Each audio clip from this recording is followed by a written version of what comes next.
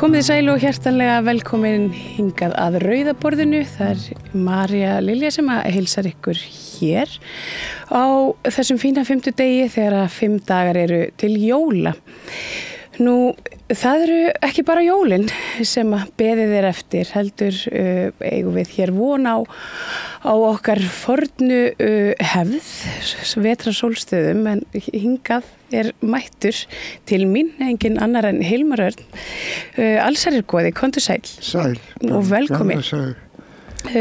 Já, við jólin eru þetta er svona sambland eitthvað skonar af heiðnum sið og Jólin eru heiðna nafnið.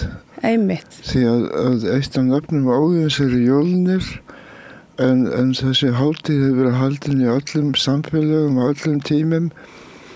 Rómverjar héldu upp á Satúrnalíu og síðan voru það hermenn sem voru miklir tilbýjendur guðsins Míþrasar sem héldu upp á fæðingardag hans sem var 25. desember og þetta sem sé svo kom kristnin og tók þetta yfir. En þeim tókst ekki að breyta þessu í kristmessu eins og í ensku eða Weihnachten, Víennótt, helganótt á þýsku. En við á Norrlöndum hefur haldið gamla nafni jól eða júl. Þannig að við deilum þessu bara með öllum okkar kristnu eða búddísku sambúðargörum. Já, og það er kannski, þetta er auðvitað okkar siður. Við okkar arfleið svolítið. Já.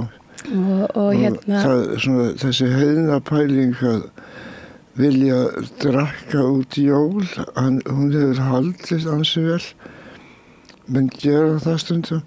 Já. Og gera vel við sig í mat og drykk. Já. Og það er svona, einmitt, það hefur haldist í hendur við þessa kristmessu. Já, það voru reglur það hvað þetta var til mikið af bjór eða öli á heimilinu. Það var norsklög. Já, og þannig að það þurfti að vera til svona vestlufeng sem er bara mjög fínt. Já, það er skipuleggja sig. Já, það er bara ágætisregla. Það eiga alltaf nóg til þess að gefa með sér svona þegar maður fær fína gesti. Já. Bara svona kannski svona aðeins yfir á kannski persónulegri nótur, Hilmar Örn. Þú ferðu mjög snemma inn í þessa trú,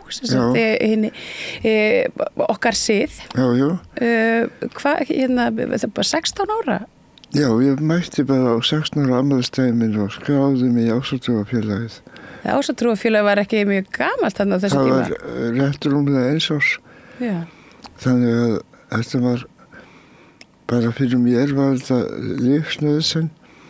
Ég var orðinn hundhærinn mjög snemma, en Ásatrúarfélagið er ekki stofnað fyrir en ég er 14 ára, svo ég beið og náði því að vera meðlim númer 36, þannig að ég var unglega hreyfingin svona framan af og þetta var virkilega góður félagskapur. Ég lærði mikið þar. Já, og hefur væntanlega gert í gegnum árin. Já. Nú stækkar söfnuðurinn á hverju ári? Já, það er bara, við erum komins að vera, það er nokkuð ljóst. Og hofið í Öskjuhlíðinni. Já. Hvernig standa málum þar? Við erum svona kannski 2-3 árum frá því að klára. Við erum búin að koma okkur fyrir, erum með aðstöðu og við erum eftir að smíða hvelfinguna yfir hofið. Það er öll steinsteypa búin, þannig að við erum svona komið 70%. Það er frábært og þetta er allt fjármagnað af ykkur sjálfum og safnaðarmeðlimum. Já. Og engin lán. Nei, þetta er mjög sósíalíst. Við vorum mjög okkur var svona eitt út í þetta því að bankinn sem hefði verið bakhjarlinn hjá okkur að hann brást á Ögurstundu og við ákveðum þá bara að við byggjum fyrir það sem við eigum, sem er alltaf mjög praktist. Þú hefur ekki alltaf, já, þú hefur, jú, þó það hafa kannski verið leiðarstef í þínu lífi ásatrúin. Já, eða svona, já, ásatrúin er kannski ekki alveg rétt nafn, er það? Nei, við náttúrulega erum svo miklu meira en að trúa á æsi. Við erum með vani, svo erum við með álfa og dísir og ýmsa vætti. Þannig að við erum svona panþeistar, eins og kallað er, svona fjölskyldustrú. En ásatrúarnafnið það er búið til af danskum presti á 19. öld og það hefur ykkur fest sig í sessu. En þetta er mitt kallað ég bara okkar siður, er það ekki svona það sem hinn forni siður. Því að náttúrulega kristni er þessi nýju siður.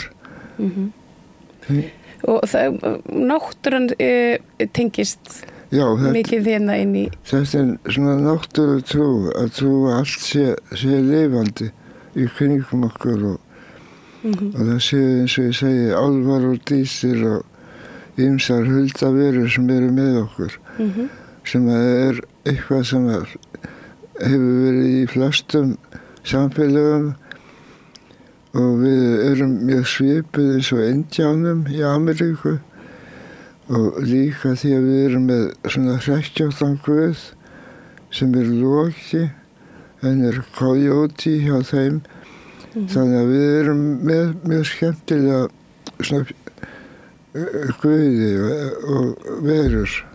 Já, þetta er mjög svona breytt litróf karaktera. Já. Það er svona mikið rými fyrir alls konar og það eru guðir sem gera mistök og hérna og guðir sem eru fyndnir og hrekkjáttir og pirraðir og allt þar á milli. Já, þetta er alltaf, þeir endurspegla okkur. Guðirnir og gyðirnar og við getum alltaf fundið ákveðna samkennd með einhverjum guði eða gyðju og það er náttúrulega svo gott úrval að við getum valið úr eftir hvernig skapið erum og hvert tilefni er. En hérna, já, hérna að því að við ég er að hugsa allar þessar verur og hulduverur og einhverjir myndi segja að já, fólk sem að trúir á stokka og steina og einhverjar kynjaverur væri nú bara hálfruglað. Hvað myndir þið segja við svoleiðis fólk? Mér finnst það bara að vera mjög raunsætt og við náttúrulega erum náttúrulega að sjá það núna að fólk er að horfa upp í himinin í Bandaríkjunum og er að sjá hinn og þessi flígildi og ég held að fólk hafa alltaf séð þetta. Þetta er búið að vera í kringum okkur bara frá upphæðu vega. Við erum, ef við lesum íslenska annálfa, þá eru drekar að elta íslenska bændur alls konar svona loftfyrirbæri. En sko ég held að sé náttúrulega það sama fyrirbæri og við kallum huldufólk. Þeir bara fá sér alltaf betri farartæki. Á 19. öld þá fór að birtast loftskip og síðan alltaf fara að koma flugvélar og í seinni heimsstyrjöldinni þá voru bæði bandamenn og þjóðverjar að halda að þessar svoköldu draugaflugvélar væru eitthvað sem að hinir ættu, en svo kemur í ljós að þetta var ekki þýst eða þessi bandamenn sem áttu þessar skrýtnu flugvélar. En svo allt farið að breytast og verða rakettum eða það eru eldflaugar sem sást yfir Svíþjóð mikið og fara gjarnan ofan í frosinn vatn og skilja eftir sig gat í ísnum og svo allir 1947 þá allir breytast þetta í diska, verða fljúgandi diskar. Já. Og svo núna þetta orðin eitthvað dularfull flygildi í Bandaríkjunum og engin veit hvað þetta er.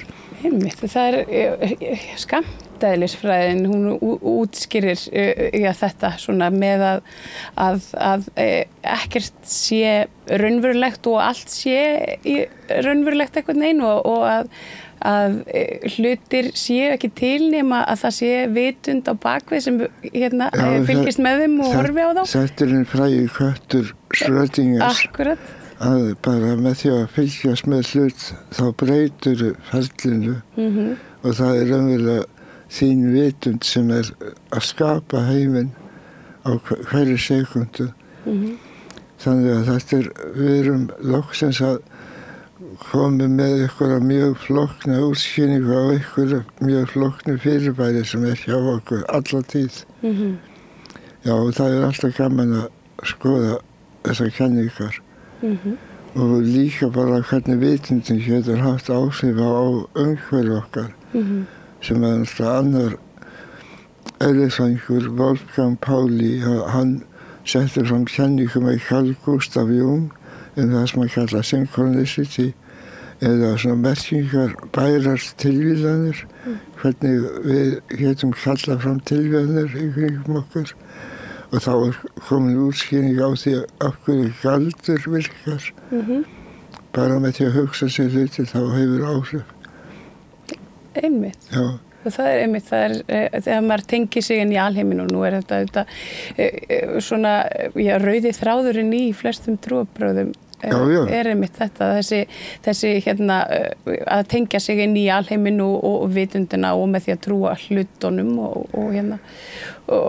þá getur maður einhvern veginn einmitt breytt framgangi þetta er bæði skemmtilegt og hættulegt. Það er ekki langt síðan allir Íslendingar voru að lesa The Secret og héldu að við værum snillingar í fjármálum og hétum búið til auður engu og fórum aðeins fram úr okkur með því en þetta er eins og ég segi þessi gamlu vísindi. Já, þetta virðist virka. Já. Það er bara eins og það er.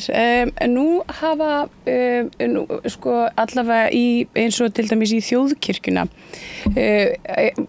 hefur aðsókn og svona nýliðun í rauninni bara staði eða í raun meira og það hefur verið svolítil fækkun svona á milli ára og án þess að það sé beint greinanlegt í öðrum trúarbrögðum.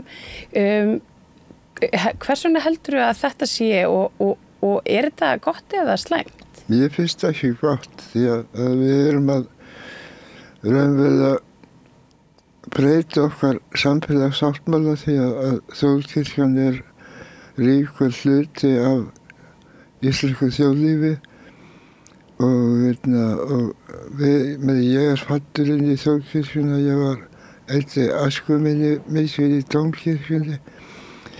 Þannig að mér er mjög hlýtt til þjóðkirkjunnar og ekki síst núna þegar við erum komið með yndislegan biskup.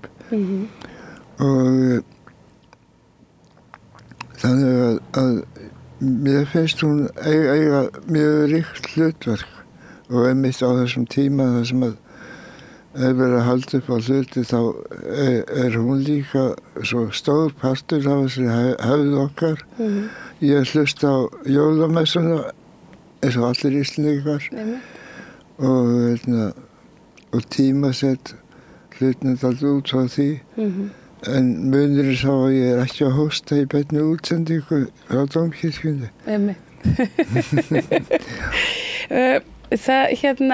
Ég hef hugsað þetta svolítið að því að ég var sjálf lengi vel svona pirruð út í þjóðkirkjuna með svona asnaleg og forneskjuleg og sagði mig mjög hratt úr þenni af einhverjum svona pólitískum ástæðum og svona einhvern veginn fylgdi þessum straumi sem að var svona hvarf úr kirkjunni þarna mjög hratt bara í kringum 2005 kannski og en núna hugsa ég að þetta gæti mögulega, því að nú umgengst ég mikið af múslimum bara í mínu lífi og þeirra menning bara eins og okkar, það snýst þetta samfélagið sko, og það þurfa að vera einhver svona miðpunktur samfélagsins og ég hef einhvern veginn lært að hugsa kannski þjóðkirkjun okkar aðeins upp og nýtt út frá þeim vegna þess að þeir segja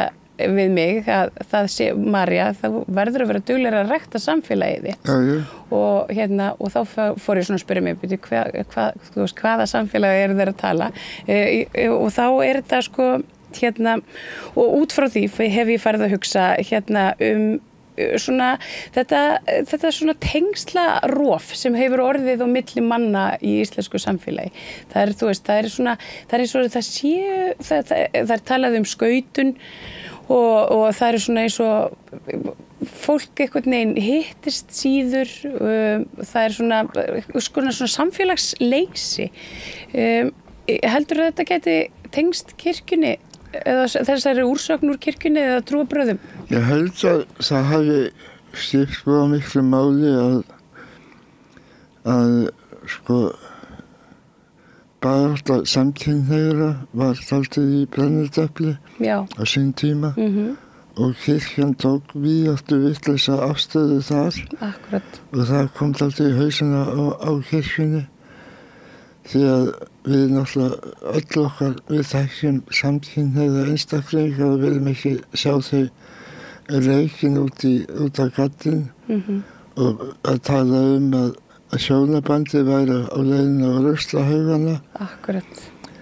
Og ég mjög stoltur af því að hafa verið svona framarlega í flokki þeirra sem vildu gefa saman samkynhneigð börn og það örugglega eitt af því besta sem ég hef staðið fyrir í mínu lífi og því að sko þarna við raunverulega að skemma samfélagið og samfélagsáttmála með því að útiloka einn hóp út af einhverju svona skrýtni eins og kynhneigð eins og það skipti öllu máli en sko ég held að kirkja sem ekki hluta samfélaginu hún setur svo út í horn þannig að sem betur fer held ég að það séu breyttir tímar og kirkjan situr alltaf að hlusta á raddir fólksins þannig að þú ekki svona sérvitringa og sértrúarsafni eins og ásatrúarfélagi til þess að svona hrindast að breytingum. Já, þú segir, sérvitringa og sértrúarsöfnuði en þetta nú okkar arfleið og... Já, ég ekki sér að líta... En við erum nú svo sem sérvitringar og skringilegt fólk og við höfum þótt í gegnum tíðina. Mér langar svo að spyrja þig aðeins, Hilmar, út í tónlistina því að hún er svona hitt megin stefið í þínu lífi þá hefur gert heilan helling alveg ótrúlegan feril bara þú varst inn í bresku senunni þessari svona köld senu og svo á Íslandi aðeins í pönkinu og svo kvikmyndatónlistinni og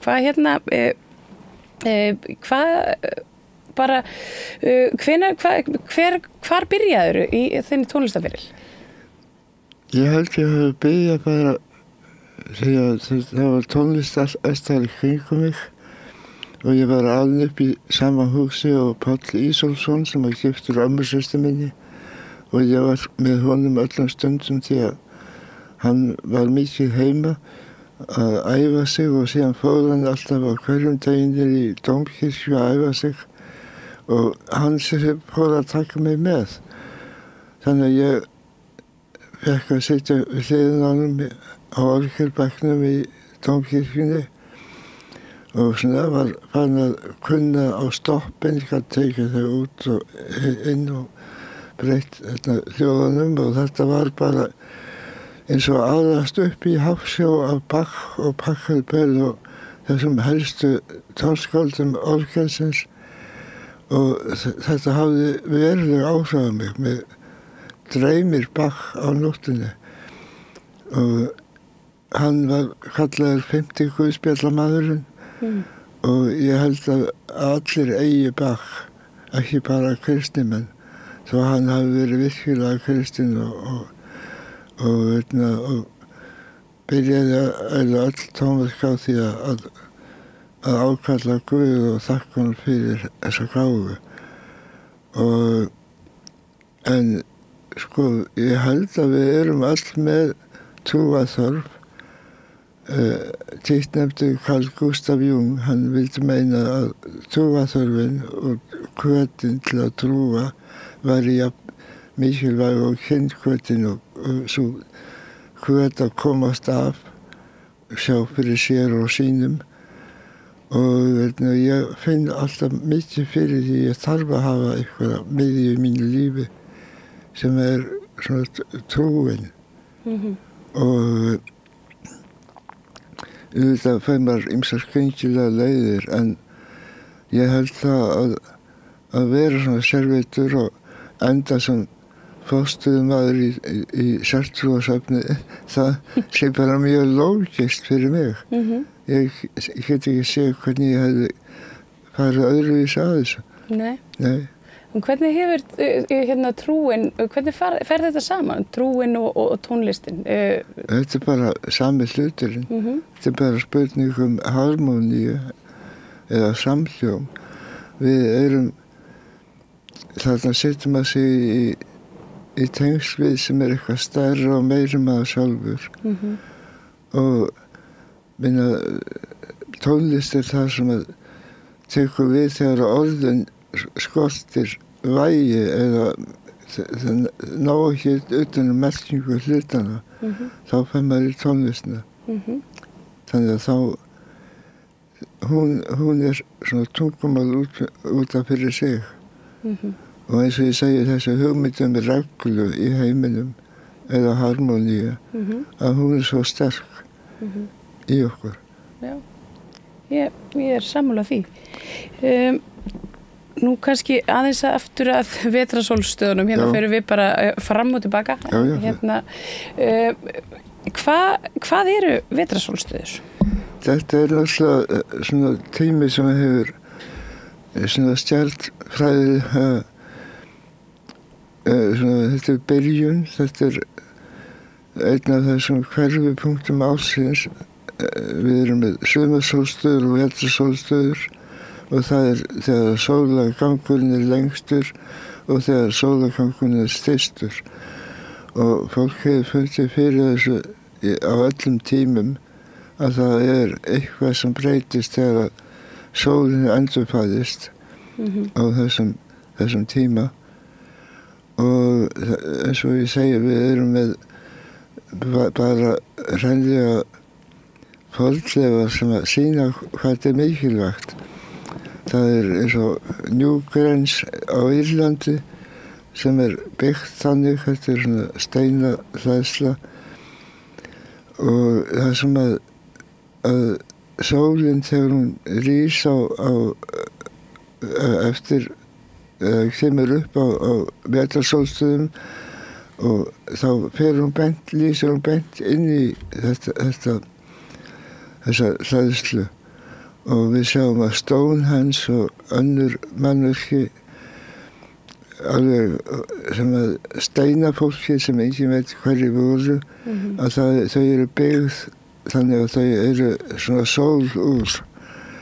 Og við erum einmitt að nota þessa hugmynd alltaf í hönnunni og hófinu okkar og við erum að nota þessa punkta, jafndægur, sólstöður og til að endurspegla svona sólina og hennar hringferð á árinu sem að náttúrulega hefur áhrif á okkur bæði í hugsunargangi og líka bara við sjáum hvernig umhverfið okkar breytist á þessum tíma og það náttúrulega stórkostlegt að þegar daginn tekur á lengi og sólin hefur endurfæðst og þetta svo einföld táknræði að það finna allir fyrir þessu. Þetta hefur áhrif. Já, það rétt. Og samt þá fólk, það reynir svolítið að svona afneita náttúrunni. og svona samfélag, við myndi segja bara þetta svona vestræna nútíma samfélag sem að einhvern veginn reynir að sverja af sér svona þessi svona jafningatengsl við náttúruna og jörðina og allan einhvern veginn svona náttúrunar gang. Já, þetta alltaf svona kannski versti alveg tíðing svona kristilega hugsunar að maðurinn sé herra sköpunarverksins, hann sé yfirlega hafinn og þetta eitthvað hættulegasta hugmynd sem hefur verið sett fram vegna þess að þá höldum við að þetta sé við getum gert hvað sem og það alltaf tekið oft sem dæmi að 60% Bandaríkjamanna trúa því að við lifum á hennum síðustu tímum að þetta svona kostur í að Jesús sé að koma aftur og allt verið gott og nýtt, upp á nýtt og við getum verið með að gera hvað sem við jörðina vegna þetta verið allt saman lagað en ég held að það meiri skynsemi að trúa á geimverur heldur en þetta því að auðvitað við höfum ákveðna skyldu gagnvart náttúrunni sem að fóstra okkur og við erum hluti af henni og við erum hluti af hringarásinni en ekki, stöndum ekki fyrir utan og það bara hugsun sem getur bjargað okkur því að annars erum við dæmd til að eyðileggja þessa jörð okkar og okkur sjálf þar með. Og það fólk einhvern veginn, það svona einmitt eins og þú segir, setur sig svolítið svona fyrir utan við, náttúran og við. Já, já. Og það svona einhvern veginn, og allur svona, þú veist, náttúrulegur lífsins gangur og það, lífið og dauðinn einhvern veginn, þetta einhvern veginn, við erum einhvern veginn búin að skrumskælan og svolítið svona taka úr honum kannski þá miklu svona, þú veist, merkingu sem hann hefur í lífsins eða bara gangi náttúrunnar. Já, já. Já, við náttúrulega fáum alltaf að gera dauðan svona klíniskan að fólk hætti að finna fyrir því í samfélaginu að dauðin raunverulega verður hálfgert tabú sem náttúrulega mjög erfitt vegna þess að þetta eitthvað sem við munum öll lenda í og þetta leiðin okkur allra og það eins gott að eins og Búdda sagði æfðu þig í að deyja, það svona fyrsta reglan bara að átta þig á því að þú ert fólkengilegur eða fólkengilegur og allir hlutir taka enda og það raunverulega að átta sig á þessari stóru hringur á sem að við erum hluti af hvað sem við viljum eða ekki. Þetta eitthvað sem óumflýjanlegt og til dæmis á miðöldum þá var þessi list að deyja, hún var þótti mjög það sem að kalla allmóríandi að það var mjög mikilvægt að iðka það að kunna þessa góðu list að deyja og deyja góðum dauða. Það þegar að fólki líka trúir því svona í meiri mæli að það sé eitthvað sem taki við okkur. Já, maður átt að segja á því hvað þetta nauðsynlegt að finna eitthvað tilgang að sumir náttúrulega vilja helst að það bara slokni á þeim en aðrir þrá svona framhaldslíf í einhverju mynd hvort sem endurhólkun eða einhver himnavist en ég held að við erum náttúrulega mjög sérkennileg þessi mannskepna við svona höfum nóg vit áherslu til þess að verða hrædd og óttast einhverja hluti og svo kannski vinnum við mismunandi úr því hvernig þetta verður. En maður fer að hugsa sér hvað gerist ef að sko Heiðin maður, hann sumar langar til þess að fara til Valhallar og berjast þar. Aðra dreymir að fara til dæmis til Freyju og sem að líka Fólkvangur, er já, það ekki? Jú. Og svo eru fenshallir hjá Frigg og við erum með ýmsar handanvistir í Heiðninni og svo náttúrulega eru sumir sem trúa á moksha sem þessi þegar slokknar á öllu sem náttúrulega takmark búddista og svo það sumir sem trúa því að það séu 77 hreinar meyjar sem bíða eftir þeim yfir að hafa gert eitthvað rétt í sínu lífi og svo náttúrulega mennlandamenn sem mátti ekki finna fyrir eitthvað hvöt í sér og þá flegðu sig í þyrnirunna eða sátu upp á súlum og það til þess að vera sem finna fyrir sem minnstu áreiti en maður fer að hugsa hvernig er það ef að einhver maður býður eftir 77 hreinum meyjum allir kemur eitthvað þurs og að fara að berja þig eða meðlærdamaðurinn hann fær 77 hreinar meyja sem táldragan þetta bara, hugsaði bara ef þessi handanvistir rugla saman það þetta skemmtileg útkoma það mjög skemmtileg útkoma eða kannski ekki alveg fyrir alla ekki fyrir alla sko. Nei. En svo einhverjir sem eru hræddir við helvíti en það ekki það sama á hel Nei, alls ekki það búið að skemma þessa fallegu hugsun því að Egill Skallgrímsson hann yrkir í Sonatorræk menn ég glaður og með góðum hug heljar bíða því að hel ekki slæm og hún bara einn af þessum mörgu kostum sem við höfum og ég held að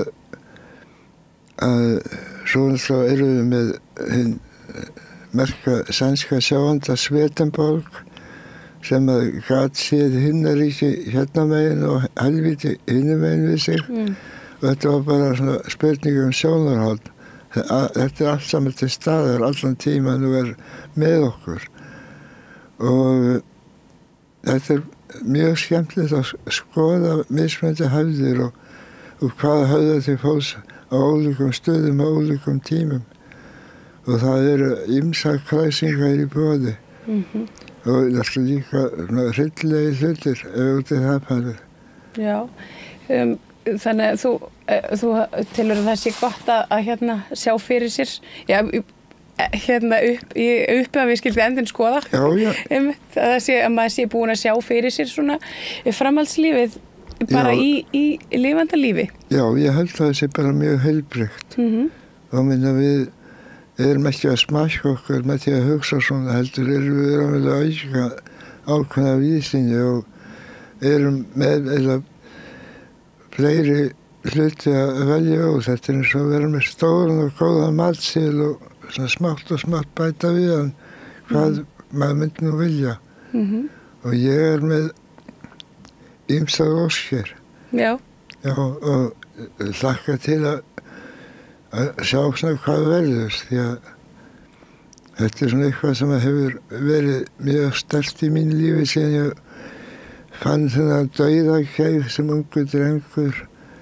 og lenti því að fara að lesa 100 sannanir fyrir framhaldslífi eftir Víglund Möller og hinn og þessar spíritistabækur sem ömmur mínar áttu og ég kærasti mitt mjög sterkur og sanntrúaður spíritisti á tímabili áður en ég fann ásatrúna og þetta er raunverulega eitthvað sem ég held að sé svo sterkt í okkur og við þurfum að hafa eitthvað tilgang og vita því að það sé til eitthvað umbund fyrir góða breytni. Já, það einmitt að það virki sem svona hvati á okkur til góðra verka. Já, ég held það.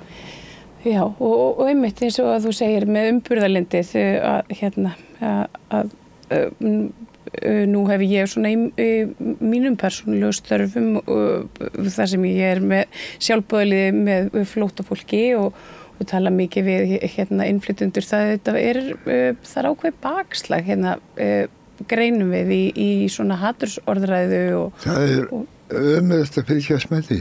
Já. Því að ég hélt að vorum við búin að temja okkur ákveðna vísinni. Já, það er talaðið mitt, það eru þeir notum bara rétt orð rasistar sem að og svona fara fram með þessu svona óumburðarlyndi og segja sé íslenskir siðir og við þurfum að vernda hitt og þetta. Hvernig finnst þér þegar fólk notar okkar forna sið og menningu í... Ömurlegt sko, því að bara að við skulum einhvern hátt vera bandlu við hatursumræðu og öll okkar fólknu tákn sem notuð minna að ég þurfa að fela á Þórshamarum minn ef ég er í útlöndum. Það er bara ömurlegt. Því að þetta er eitthvað sem byggir á hreinni sögufölsun að sem sé að þessi hugmyndum þjóð og sem sé eitthvað kynstofn að hún sé öldgömul, það er bara alls ekki rétt. Því að hugtakið þjóð er svona freka nýtilkomið og kynstofn er náttúrulega hlægilegt fyrirbæri að segja til einhver aðri kynstofn og einhverju óaðri kynstofnar. Þetta er bara svona fyrirlega hræðsla sem verður til, myndi ég að segja mestapart á 19. öld og því miður þá höfum við séð svona ýmsar hæðir í þessum hlutum með því eins og í Þýskalandi nasismans. Það sem var búið að búa til einhvern aðri kynstofn og meira tengja það við einhverjar farnar hjarmarskar hugmyndir sem er bara hrein fyrra sko. Og þetta er eitt af því sem maður er að berjast við. Það er bara hvernig við búið að stela. Það er búið að vera svona menningarstöldur á okkar arfi og vera að nota eddukvæðin í skurmskælingu til þess að búa til eitthvað sem er að aðgreina fólk og skipa því einhverja bása. Það er bara fáránlegt. Já. Og bara eitthvað sem má ekki gerast. Og það er svona að tekja þetta mjög alvarlega að vernda þennan arf okkar og aðgreina frá þessum fáránlegu hugmyndum sem er í gangi sumstaðar, sem betur verið ekki allstaðar. Og ég finn það að barátta Ásatrúarfélagsins fyrir að halda okkar arfi fyrir utan þessa fáránlegu umræðu að það er að bera árangur. Já. Þú hefur staðið í ströngu við þetta. Ég meina, hverju svarar svona fólk sem að tekur sér þessu fornu tákn og svona skrumskælir söguna þegar þú segir við þau að þetta sé hreinlega ekki í boði? Já, það endar á því að vera kjafstopp og síðan að hóta því að drepa mig. En þetta er bara barátta sem verður að eiga stað og þetta er svo mikil viðsnúningur á okkar arfi sem að byggir á umburðarlyndi og vera opinn fyrir hlutum. Háamál eru ofsalega góðar reglur það hvernig maður á að ferðast heiminn og maður á að vera góður gestur og góður gestgjafi. Og þetta er spurning að opna sig og vera örlátur og geta lært af hlutum og vera ekki svona heimskur í merkingunni að vera bara heima hjá sér og halda það sé nafni alheimsins, heldur að vera opinn fyrir upplifunum og læra eitthvað nýtt. Þannig að það myndi ég segja sér þunga meginn í þessum gamla sið, að vera opinn og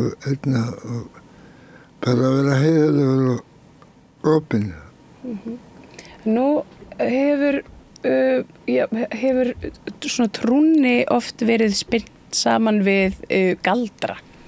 Hvernig tengist þetta tvennt og Hilmar, ertu göldróttur? Ég hef einhverjum tímum í mínu lífi lagt mig eftir því, en þetta náttúrulega eitthvað sem er þekkt í mannfræði, að það er verið að tala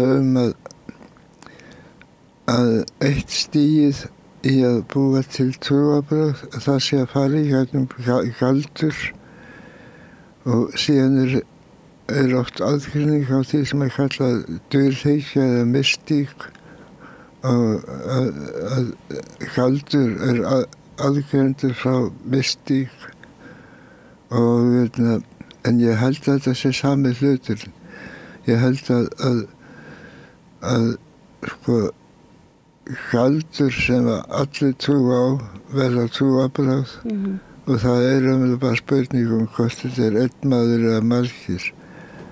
Og ég held að þessi töfraveruleiki sem við Íslendingar eigum og kemur fram í okkar Íslendingasögum og öllum okkar förnu ævintýrum og þjóðtrú, að við erum með þennan plastíska veruleika þar sem að við viljum trúa því að við getum breytt hlutum í kringum okkur. En mestan parta þá til og með maður getur séð það eins og í galdrasafninu sem er hérna á Íslandi, að þessi galdur sem var iðkað hér, hann var ekki einhver illska, heldur bara spurningum að komast af. Og þarna er verið að venda sauðfé fyrir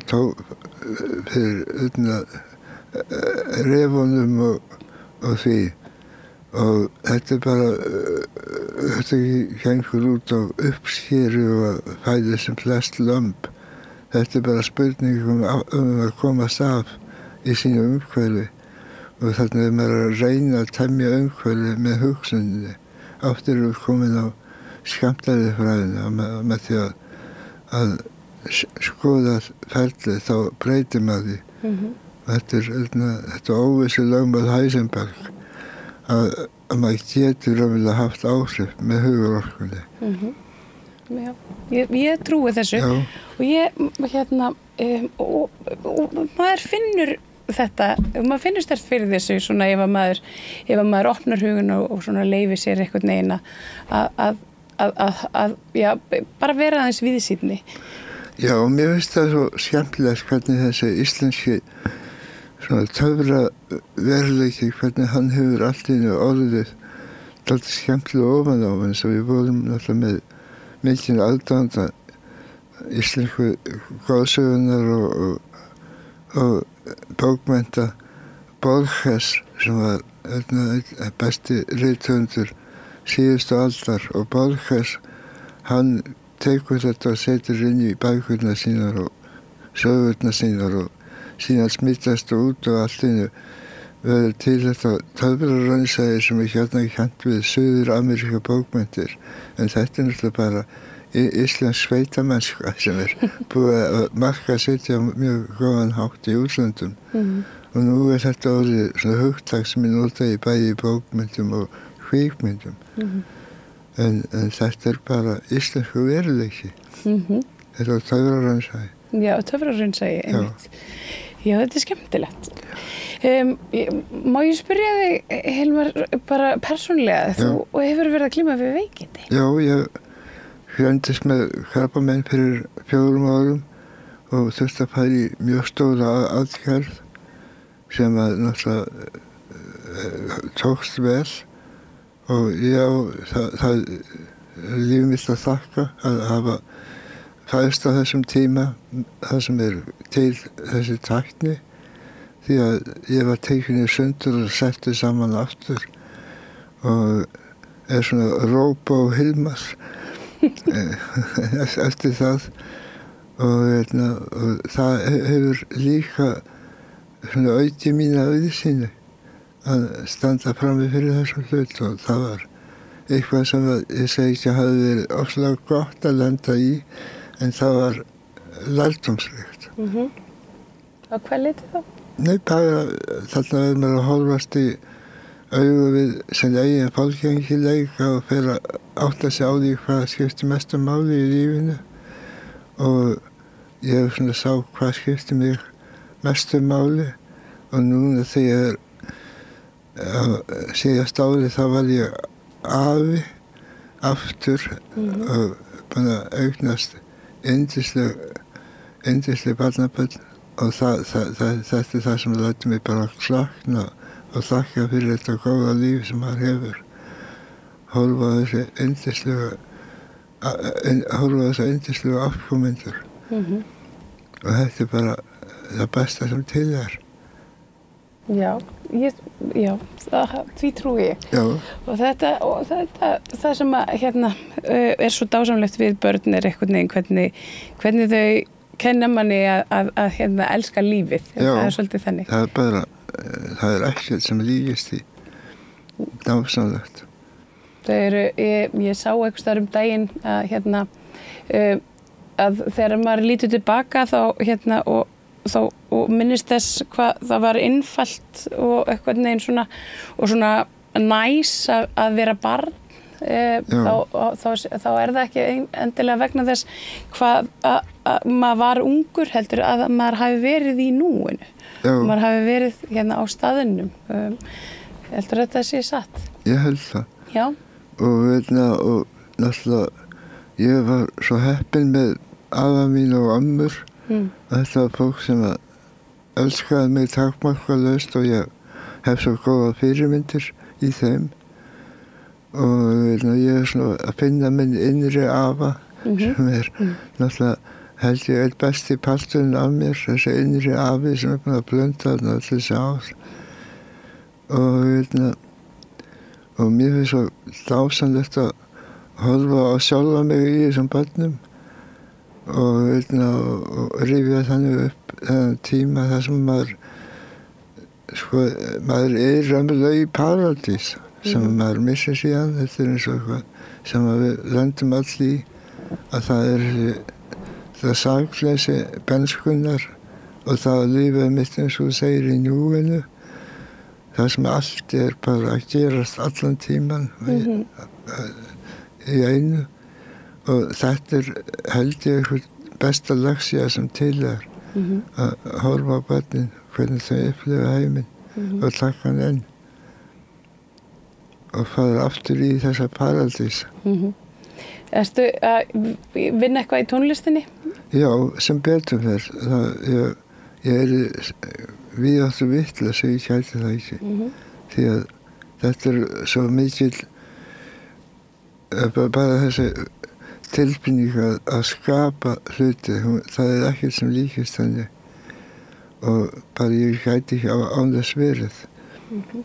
Ég meina hvort er góð músík eða slæm, það veit ég ekki, en hún er allavega, þetta er mitt og hefur mikla merkingu fyrir mér.